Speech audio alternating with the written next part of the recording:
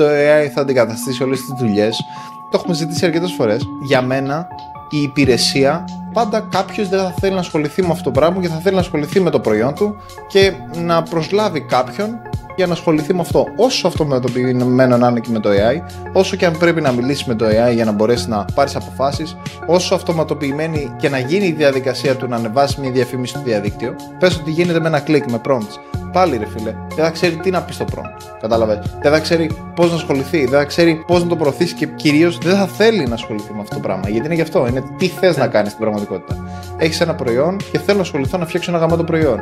Αλλά δεν θέλω να μπω στη διαδικασία να μάθω πώς να διαχειρίζομαι όλα αυτά τα AI εργαλεία για να μπορέσω να το προωθήσω. Θέλω να προσλάβω κάποιον άλλο να το κάνει. Οπότε η υπηρεσία. Δεν υπάρχει περίπτωση με το AI να σταματήσει να υπάρχει service-based εργασία, γιατί η service-based εργασία πρακτικά είναι μέθοδος πληρωμής. Οπότε για να σταματήσει η υπηρεσία σαν προϊόν να υπάρχει εκεί έξω και να τα κάνει όλα το AI, θα πρέπει να σταματήσουν να δουλεύουν οι άνθρωποι. Θα πρέπει να σταματήσει η πρόσληψη να υπάρχει. Και εγώ δεν θεωρώ, γιατί το prompt engineering όλοι το θεωρούν ότι είναι κάτι απλό. Δεν είναι απλό το prompt engineering. Έχω δει αποτελέσματα με AI που είναι τρομερά.